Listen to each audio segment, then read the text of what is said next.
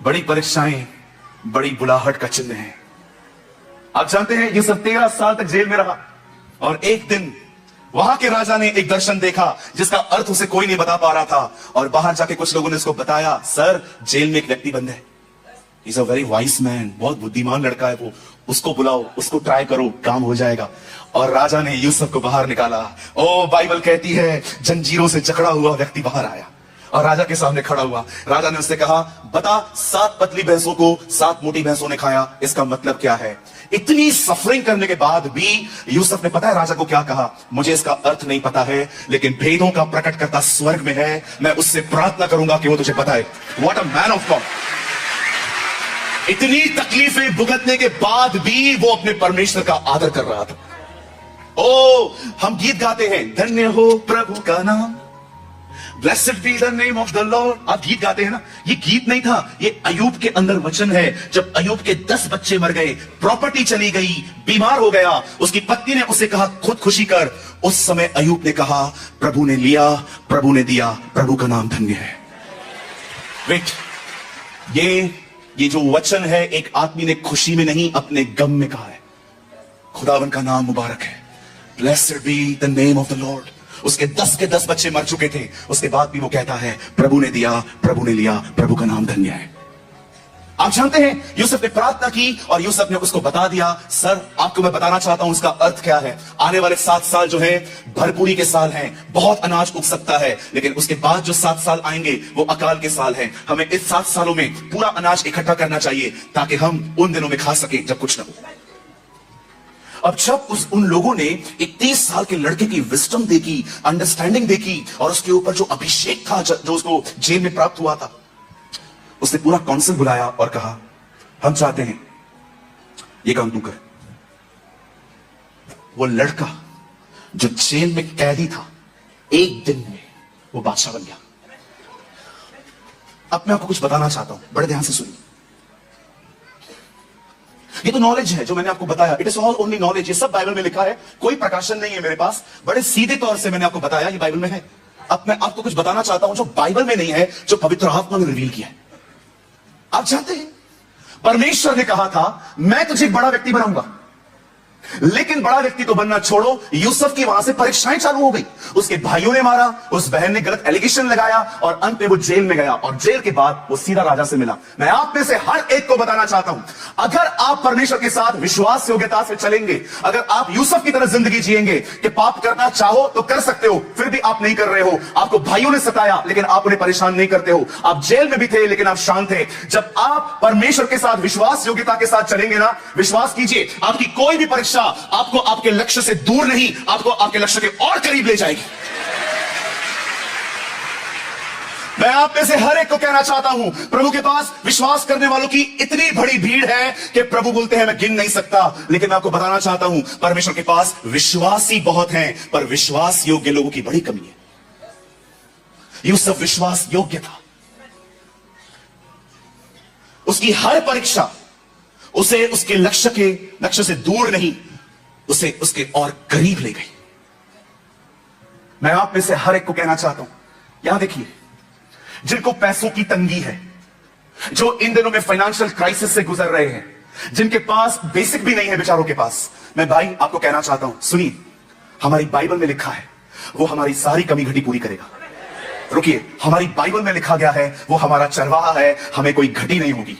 मैं आपको कहना चाहता हूं, सारी टेंशन को छोड़ दो, सिर्फ प्रभु के साथ चलो, वो आपकी जिंदगी में प्रतिज्ञा पूरी करेगा। मेरी बहन, अगर आपके पास बच्चा नहीं है ना, आप परेशान मत होइए, सिर्फ परमेश्वर के साथ चलते रहिए, वो आपकी गर्भ को खोलेगा। ओ मेरे भाइयों, मेरी बहनों, हमें चीजों को पाने के लिए नहीं दौड़ना है, हमें सिर्फ परमेश्वर के साथ विश्वास योग्यता के साथ चलना है। चीजें खुद ब खुद आएंगी हमारे पास।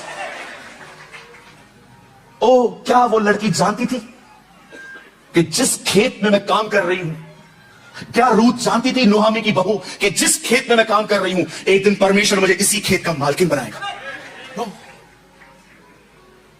विश्वास योग्य रहिए, बी अ फेथफुल पर्सन। ऐसी जिंदगी जियो कि परमेश्वर को आपके ऊपर नाज हो। यरदन नदी पे यीशु के लिए ये आवाज नहीं आई, ये मेरा प्रिय पुत्र है और मैं उसके साथ हूं। परमेश्वर हर एक के साथ है। लेकिन यरदन नदी पे यीशु के लिए ये आवाज आई, यह मेरा प्रिय पुत्र है जिससे मैं प्रसन्न हूं। आज खुदा सबके साथ है, प्रसन्न कितनों में से है? कितनों के बारे में वो कह सकता है यस, ये मेरा बच्चा है जिसके साथ मैं खुश हूं? वो साथ सबके है सर, खुश सबके साथ नहीं है। यहां हो सकता है कि आप में से कोई यहां भाई बहन बैठा हो जिसके बारे में खुदा ये कह रहा है, मैं तेरे जिंदगी जीने के तरीकों से खुश नहीं हूं, मैं तुझसे प्यार करता हूं बेटा, लेकिन जो तू जिंदगी जी रहा है ना, वो चीज मुझे खुशी नहीं दे रही। मैंने एक दिन खुदा से कहा, खुदा जब तू जानता है कि हमारी जिंदगियां अच्छी नहीं है तो भी तू हमसे लगातार प्यार क्यों करता है? और मुझे खुदा ने कहा, मेरा प्यार ही तुम्हें बदलेगा। My love will change you. मैं आप में से हर एक को कहना चाहता हूं, विश्वास योग्य बने, रोइए, आंसू बहाइए, पर प्रभु से कहिए मुझे विश्वास योग्य बनने में मदद कर। मुझे एक ऐसा व्यक्ति बना प्रभु जिसको देखकर तुझे खुशी हो, जैसे तो यूसुफ को देखकर खुश होता था। कभी आपने सोचा है, एक व्यक्ति जिंदा उठाया गया हनोक, बाइबल में उसके लिए खाली 4 वचन है, पर कभी आपने सोचा यूसुफ के ऊपर बाइबल 13 अध्याय लिखती है? क्यों? क्योंकि प्रभु चाहता था हम इसके जीवन को देखें। प्रभु चाहता था कि हर जवान, हर यंग व्यक्ति यूसुफ को देखे कि कैसे लड़के ने व्यभिचार को डिनाई किया है, कैसे लड़के ने मार खाने के बाद भी उन लोगों से नफरत नहीं की। आप जानते हो, अंत में जब यूसुफ तख्त पे बैठा, सारा अनाज इकट्ठा किया और सब लोग आने लग गए अकाल में। हर एक को पता था कि खाना इन दिनों में खाली मिस्र में एक लड़के के पास है। एक दिन उसके भाई भी चल दिए खाना खरीदने के लिए, और जैसे वो वहां पर गए, उन्हें पता ही नहीं था ये यूसुफ है। और एक दिन यूसुफ ने अपना पूरा मखौटा निकाला और अपने भाइयों से कहा, मेरे भाइयों, मैं हूं, मैं, तुमने मुझे बेच दिया था ना। और पता है यूसुफ ने उन्हें क्या कहा? मुझे यहां बेचने वाले तुम नहीं, परमेश्वर था। और जानते हो सच्चा नम्र व्यक्ति कौन होता है? जो आपको ठेस पहुंचा सकता है, ताकत रखता है आपको मारने की, फिर भी वो अपनी ताकत का इस्तेमाल ना करे। They are the real humble people. आज कई मसीह लोग झगड़ा करते हैं आपस में। अरे मैंने तो लोगों को मिनिस्ट्री की बात पे लड़ते हुए देखा है। मैं एक चर्च में था, वहां पर 2 लोगों को कहा गया था, आप लोग वचन तैयार करो, शाम को प्रचार करना है। एक को मौका नहीं मिला, रूस के घर चला गया। अरे कोई भी काम करे, अंकल करे, मैं करूं, प्रभु का काम होना चाहिए, खुदा का काम होना चाहिए। कोई भी करे, मैं करूं, पास सलीम खान जी करें, हमारे जो अंकल है वो करें। अरे क्यों पकड़ के बैठे हैं, मेरे को क्यों नहीं मिला? हमें खुश होना चाहिए कि हमारे बाप का काम हुआ, पर परमेश्वर का काम हुआ।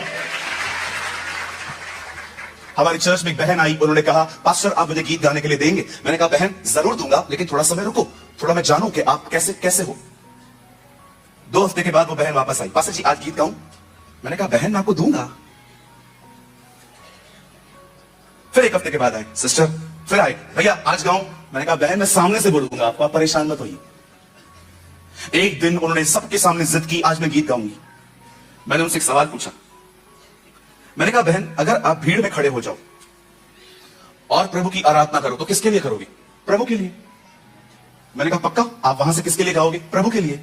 अगर आप यहां स्टेज पे आओ तो किसके लिए गाओगे? प्रभु के लिए। मैंने कहा, वहां से गाओ, यहां से गाओ, प्रभु के लिए गा रहे हो ना, गाओ ना। नहीं, इधर से ही गाना है, सबको बताना है मैं लता मंगेशकर हूं। हमें खुश होना चाहिए कि खुदा का काम हो रहा है। आइए अपने पास वाले से कहिए, हमें खुश होना चाहिए कि खुदा का काम हो रहा है। Oh hallelujah. जानते हैं आज मैंने अपने इस आखिरी सेशन में आपको यूसुफ के लिए क्यों बताया? यूसुफ में ऐसी बहुत सारी खूबियां थी जो हमारे प्रभु में है।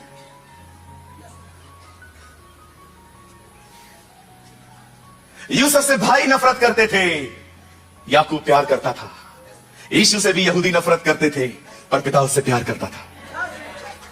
यूसुफ खड्डे में गया, यीशु क्रूस पे चढ़ा। यूसुफ खड्डे से बाहर निकला, यीशु जीवित हुआ। यूसुफ फिरौन के बाजू में बैठता था, यीशु पिता की दाहिनी ओर बैठता है। और आप जानते हैं यूसुफ ने अन्य जाति लड़की से शादी करी, परमेश्वर ने यीशु को अन्य जातियों से भरी हुई कलीसिया दी है। मैं कभी कभी यीशु को पता है क्या कहता हूं? तू हमारा स्वर्गीय यूसुफ है, you are our heavenly Joseph. आज इस सभा को बंद करने से पहले मैं आप में से हर एक को न्योता देना चाहता हूं। अगर आप में से आज इस सभा में कोई है जो ये कहता है कि हाँ पास्टर, मैं विश्वासी जरूर हूं, पर विश्वास योग्य नहीं हूं। विश्वासी प्रभु पे विश्वास करते हैं, विश्वास योग्य व्यक्ति पर परमेश्वर भरोसा करता है। अगर आप में से आज कोई ऐसा है जिसको लग रहा है कि हाँ ब्रदर, मैं एक बार फिर से खुदा को अपनी जिंदगी देना चाहता हूं, मैं आज से एक नई शुरुआत करना चाहता हूं, इस 44th कन्वेंशन में आज इस सेशन के अंदर मैं एक बार फिर से अपनी खुदा को अपनी जिंदगी देना चाहता हूं। आज मैं सिर्फ उन लोगों को खड़ा करना चाहता हूं जो लोग एक बार फिर से प्रभु को अपना जीवन देना चाहते हैं। यदि आप में से आज यहां पर कोई भी है जो ये फील कर रहा है कि हाँ पास्टर, ये वचन मेरे लिए था, मैं विश्वासी जरूर हूं परंतु मैं इतना विश्वास योग्य नहीं हूं, मैं चाहता हूं सिर्फ वही लोग अपने स्थान पे खड़े हों जो एक बार फिर से खुदा को अपनी जिंदगी देना चाहते हैं, विश्वास योग्य बनना चाहते हैं, सिर्फ वही लोग अपने स्थान पे खड़े हों। और आज मैं आपके लिए प्रार्थना करूंगा कि परमेश्वर आपकी सहायता करे। और मैं विश्वास करता हूं कि परमेश्वर आने वाले दिनों में हमें सिर्फ विश्वासी नहीं पर एक विश्वास योग्य व्यक्ति बनाएगा। आइए, मैं चाहता हूं सिर्फ वही लोग खड़े हों जो एक बार फिर से खुदा को अपनी जिंदगी देना चाहते हैं, विश्वास योग्य बनना चाहते हैं।